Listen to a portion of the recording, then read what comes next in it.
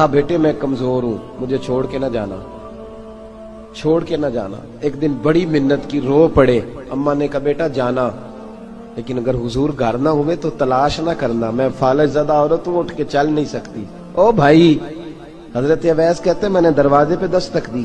یہ امام شورانی کے جملے، سیدہ عائشہ صدیقہ اندر سے بولی کون ہے دروازے پہ؟ کیا لفظ ہیں، کیا انداز ہے۔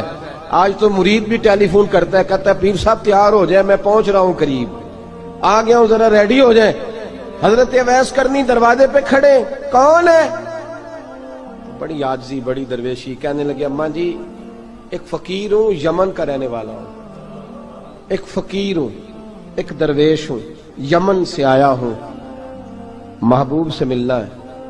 کہا وہ تو گھر میں حجرے میں تشریف فرما نہیں ہے، باہر دیکھ لو، مسجد میں یا کسی جگہ تلاش کر لو۔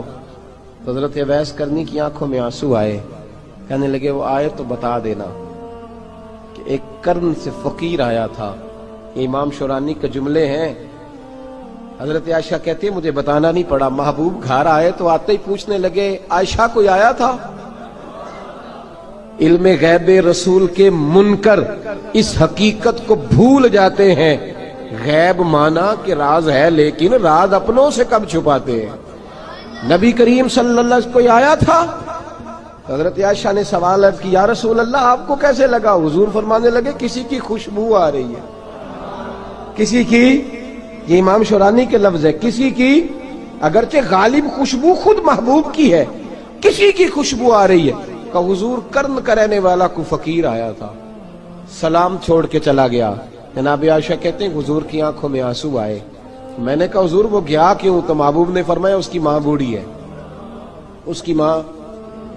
محبوب اگر اماں کے لیے کہتے ہیں چل دیکھیں نا تابی بنے، وہ صحابی نہیں بن سکے، تابی، تو تبلیغ کرنے کیسے چلا جاتا ہے بیمار ماں کو چھوڑ کے؟ تو پیر صاحب کے ڈیرے پہ کیسے پہنچ گیا اماں کو چھوڑ؟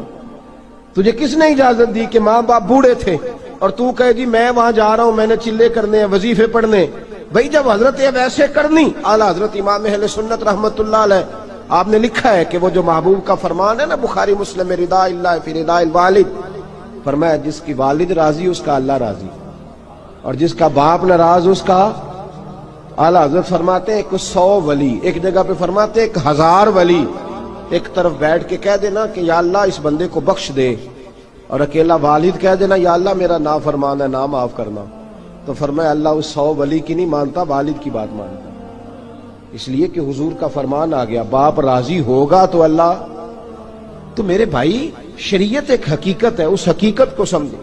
حضرت اویس کرنی کی زندگی کا ایک پہلو یہ، دوسرا پہلو یہ جو ہے نا بڑی لمبی چوڑی داستانیں، اور بڑا ہمیں شوق ہے تصویروں کا، بڑا شوق ہے۔ آپ یقین کریں میری طرح کے بہت سارے لوگوں کے پوسٹر چھپتے ہیں، بڑی بڑی تصویریں لگی ہوئی ہیں چوکوں میں۔